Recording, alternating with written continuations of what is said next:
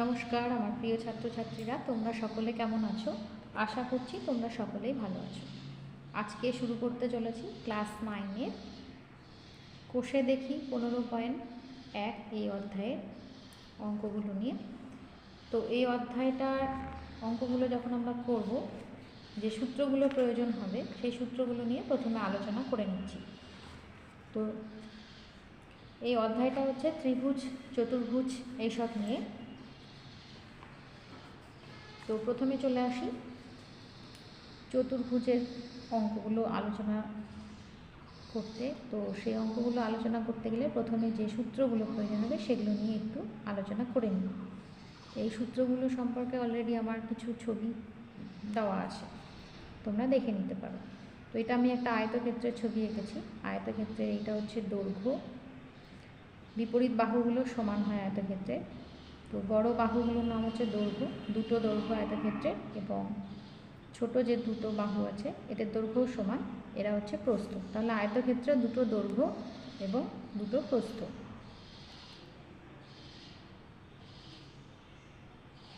প্রত্যেকটা কোণ এক সমকোণ করে বা 90 ডিগ্রি। আয়তক্ষেত্রের দুটো কর্ণই সমান।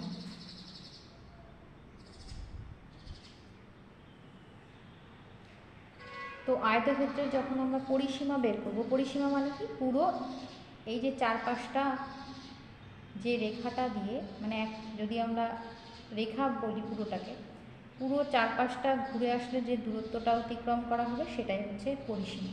তাহলে পরিসীমা যখন বের করব তাহলে দৈর্ঘ্য প্লাস প্রস্থ প্লাস দৈর্ঘ্য প্লাস প্রস্থ।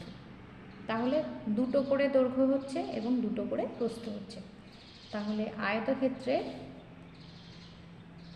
পরিসীমা ছবিটা যদি একবার মাথায় আসে তাহলে কিন্তু আয়তক্ষেত্রের পরিসীমা মনে রাখা সূত্রটা কষ্টকর হবে না। দেখো পরিসীমা কি বললাম, এই যে চারপাশে যে রেখাটা দিয়ে ঘেরা আছে সেইটাকে আমরা পরিসীমা বলছি। তাহলে আমরা কি পাচ্ছি, দৈর্ঘ্য, প্রথমে দৈর্ঘ্য প্লাস প্রস্থ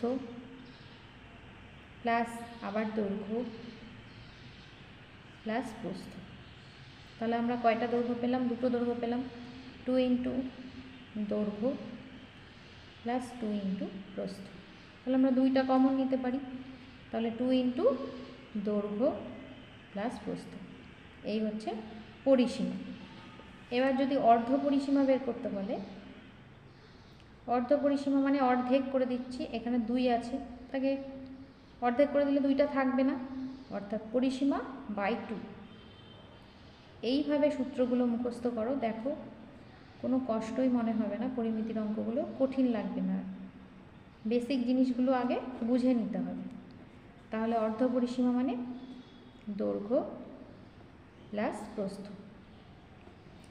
এবার যদি কোনো অঙ্কে আমার পরিসীমা থাকে, সেখান থেকে হয়তো প্রস্থ দেওয়া আছে, দৈর্ঘ্য বের করতে হবে। তাহলে পরিসীমা থেকে প্রথমে অর্ধ পরিসীমা বের করে নেব, তার থেকে যদি আমি দৈর্ঘ্যটা বাদ দিই তাহলে প্রস্থ পাবো, আর যদি প্রস্থ দেওয়া থাকে তাহলে প্রস্থটা বিয়োগ করবো, তাহলে দৈর্ঘ্যটা পাবো।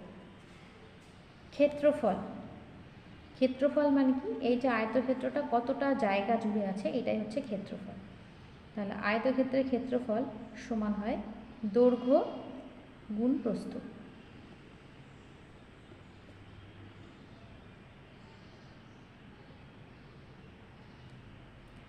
এই ক্ষেত্রফল থেকেও আমরা দৈর্ঘ্য বের করতে পারবো। দেখো দৈর্ঘ্য বের করার আমি দুটো সূত্র দেখিয়ে দিচ্ছি এখান থেকে। এক, আমরা বের করতে পারবো অর্ধ পরিসীমা, এই যে অর্ধ পরিসীমা, তার থেকে যদি প্রস্থটা বাদ দিই তাহলে দৈর্ঘ্য পাবো।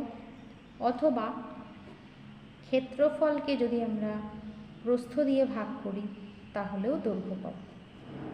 অনুরূপভাবে আয়তক্ষেত্রের প্রস্থ বের করারও দুটো সূত্র আছে। একটা আমরা অর্ধ পরিসীমা, এই যে অর্ধ পরিসীমা, তার থেকে যদি দৈর্ঘ্য বিয়োগ করি তাহলে প্রস্থ পাবো।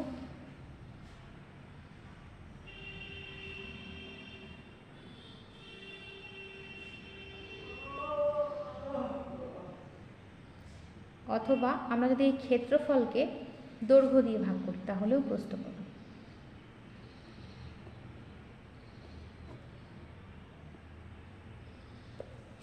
তাহলে দৈর্ঘ্য আমরা দুরকমভাবে বের করতে পারবো, প্রস্থও আমরা দুরকমভাবে বের করতে পারবো। প্রশ্ন যেরকম হবে, প্রশ্নে যা দেওয়া থাকবে সেখান থেকে সেই অনুসারে যে সূত্রটা প্রয়োজন হবে সেই সূত্রটা প্রয়োগ করে আমরা বের করতে পারবো।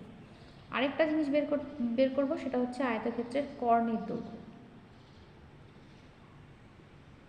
আয়তক্ষেত্রে কর্ণের দৈর্ঘ্য, আয়তক্ষেত্রের ছবিটা দেখে তাকাও, তাহলে দেখবে এই যে ছবিটা আছে, এই ত্রিভুজটা কিন্তু একটা সমকোণী ত্রিভুজ। সমকোণী ত্রিভুজের ক্ষেত্রে পিথাগোরাসের উপপাদ্য তোমরা অলরেডি শিখে নিয়েছো, ক্লাস 9-এ আছেই, প্রথম অধ্যায়ে।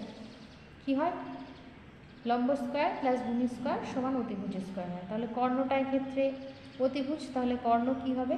√ওভার লম্ব স্কোয়ার মানে প্রস্থ স্কোয়ার প্লাস দৈর্ঘ্য স্কোয়ার, এরকম হবে। তাহলে আয়তক্ষেত্রের কর্ণের দৈর্ঘ্য সমান হবে √ওভার দৈর্ঘ্য স্কোয়ার প্লাস প্রস্থ স্কোয়ার। এই সূত্রগুলো তোমরা খুব ভালো করে লিখে নেবে, খাতায় বা বইয়ে লিখে নেবে, সরি বইয়ে না, খাতায় লিখে নেবে। খাতায় ভালো করে লিখে নিয়ে প্র্যাকটিস করবে সূত্রগুলো বারবার করে প্র্যাকটিস করার ফলে দেখবে তোমরা অঙ্কগুলো খুব সহজেই করতে পারবে। চলো এবার অঙ্ক শুরু করি। তো প্রথম যে 3 নম্বর থেকে শুরু করব। বিরাটি মহাজাতি সংঘের